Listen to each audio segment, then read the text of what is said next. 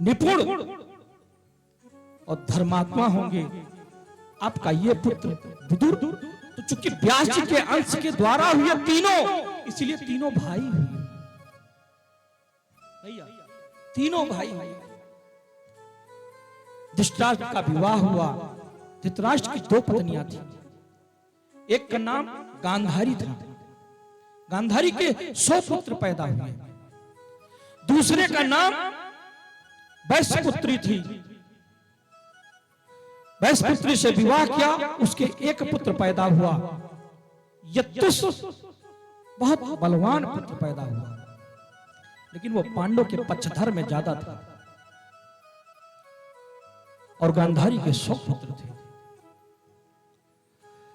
पांडोरपिथा पत्न्यो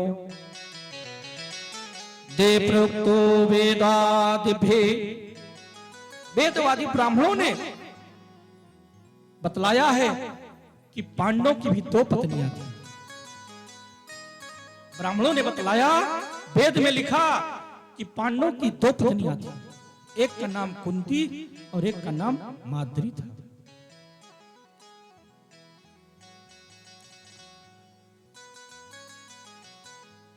सुत जी से ने बताया कि कुंती कुंवारी अवस्था में ही सूर्य के अंश कर्ण को जन्म दिया। ऋषियों ने कहा बाबा रुको रुको रुको रुको, यहीं रुक जाओ। देखिए जितने ग्रंथ बने हैं मेरे भैया, बगैर प्रश्न उत्तर के नहीं बने हैं। हम कथा सुनाएं तो आप कुछ ना कुछ जरूर पूछें। हो सकता है उस समय मुझे ज्ञान ना हो, क्योंकि अल्प ज्ञानी है। हमारी चेष्टा बढ़ेगी ढूंढने की, और हम आपको दूसरे दिन उसका उत्तर देंगे। तभी तो हमें लगेगा कि आप कथा श्रवण कर रहे हैं। और यही हुआ।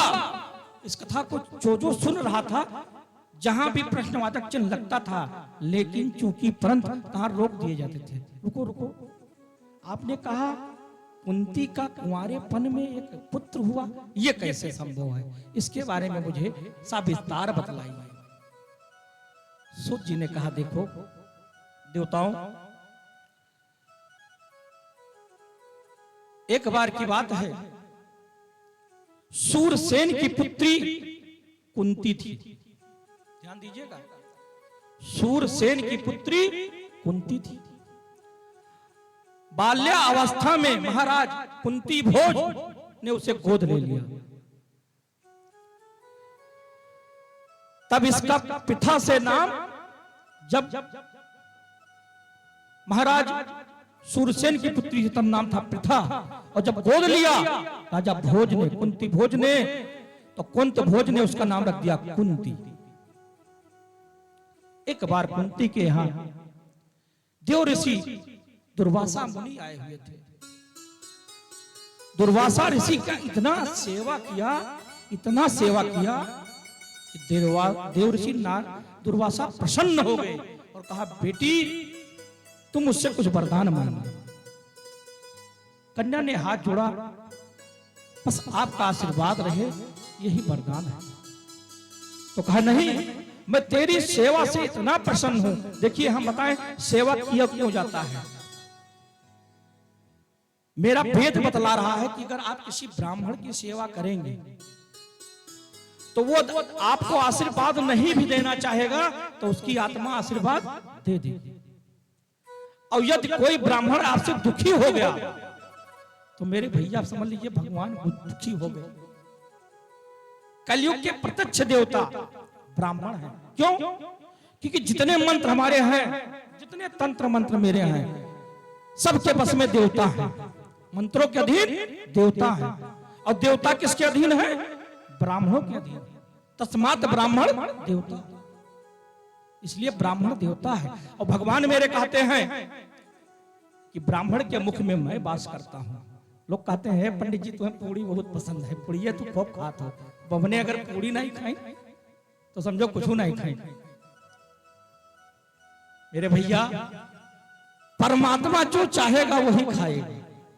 अगर उसे रूखा सूखा पसंद है और वो उसी में तृप्त हो रहा है, क्योंकि हर जीव में परमात्मा का वास है। इसीलिए किसी जीव को अच्छेदित ना करें, परेशान ना करें, किसी की अवहेलना ना करें, किसी की बुराइयों पर ध्यान ना दें, उसकी अच्छाइयां देखें, क्योंकि परमात्मा हर जीव में वास कर रहा है। ब्राह्मण जब खुश होगा, और ब्राह्मण खुश कैसे होता है? दो चीज से खुश होता है ब्राह्मण, आहा और स्वाहा। आहा आहा, क्या बढ़िया भोजन था भैया आनंद कुंवर जी, वरदान मिल गया। और स्वाहा से देवता प्रसन्न हुए। आपके यहां दोनों चल रहा है, डेली आपके घर हवन भी होता है, हम ब्राह्मण जन भोजन भी प्रसाद ग्रहण कर रहे हैं। बड़ी निष्ठा के साथ पूरा का पूरा परिवार समर्पित है। आज मेरा सर दर्द हो रहा था, बताने में कोई कष्ट नहीं है, बहुत दर्द हो रहा था। भैया सुजल जी ने हमारा बड़ा सेवा किया है ना। अगर वास्तव में सत्य है, लिखा है, अगर आपने ब्राह्मण को संतुष्ट कर दिया तो भगवान आपसे प्रसन्न हो गए। अब आप गठरी के गठरी बांध दो और ब्राह्मण आपके यहां से दुखी हो गया तो परमात्मा आपसे दुखी हो गया। लेकिन अब कलयुग चल रहा है, कलयुग का प्रभाव यह है कि अब पंडित को चाहे खाना दो ना दो, दक्षिणा दो, हनी हना और दो, हरी हरी पत्ती। लिखा है मेरे शास्त्रों में, ब्राह्मण को मांगना नहीं चाहिए, और जो ब्राह्मण इस नियम का पालन करेगा, मैं व्यास मंच से कह रहा हूं, कभी वो भूखा नहीं मरेगा। आप एक पैसा ना मांगिए, कार्य करते चले जाइए। अगर वहां से नहीं मिला तो परमात्मा मुझे कहीं ना कहीं और से दे देगा। लेकिन यदि मैंने मांग लिया, इस ग्रंथ को बेच दिया, इसका खरीद फरोख्त हो गया, तो हम तो बाजार लगाकर बैठ गए, भैया काम हो या ना हो, हमें तो दक्षिणा मिलना है, जाना है। लेकिन नहीं, ये दोनों के लिए नियम है, एक के लिए नहीं बतलाया है। यजमान कैसा हो और पंडित जी कैसे हो, दोनों के लिए। अभी नहीं कि पंडित जी ने बता दिया है, कल से पूरा परिवार हाथ गोड़ दबाव लगे, सेवा कहे लगे, तो पंडित जी पसर चाहे खूब दबाओ, ऐसा नहीं। उसका भी नियम है। ब्राह्मण को भी चाहिए उतना ही लीजिए जितना भगवान ने बतलाया है। अब इतना भी ना कीजिए कि यजमान को मजबूरन आपसे क्रोध आ जाए। इस प्रकार से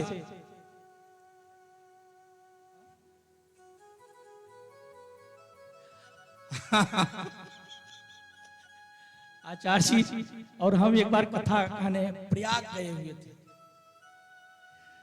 तो प्रयाग में कथा चल रहा था, बड़ी अच्छी पब्लिक, धन्य है घोरियापुर, ये मेरा घर है। लोग मिलेंगे तो पंडित जी आपके नाते हम दौड़ा चला आए थे। मुझे लग रहा है कि आप लोग मुझे मानते नहीं हैं, कष्ट है इस बात का। ये मेरा घर है, उस घर में बताइए इतनी भीड़।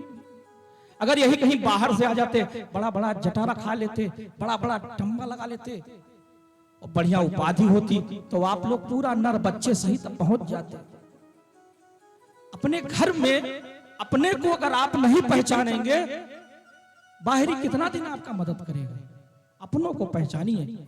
और हम आपको बुला रहे हैं, डेली आइए। यदि मुझसे कोई त्रुटि हो तो मुझे बतलाइए, क्योंकि हम आपके अपने हैं ना। हाँ, हो सकता है कुछ हमसे वाक्य गलत निकल जाए, तो उसको जो गलत निकले हमें दे दीजिए, और जो अच्छा हो लेकर चले जाए। हमने बताया पुरोहित का कार्य क्या है, सबको बुलाए, सबको सुनाए। आयोजन तो हमारे भैया आनंद कुंवर जी ने किया, लेकिन ये आयोजन आप सबका है, इसको मिलजुल कर कीजिए, इतने हर्षोल्लास से कीजिए कि हम जब बाहर कथा करें तो हमें कहना पड़े कि भीड़ तो हमारे गांव में होता है, बाकी यहां तो बेकार है। आइए 2 मिनट माता रानी का भजन, तत्पश्चात कथा में प्रवेश। अपने मन और वाणी को पवित्र करें। हाँ।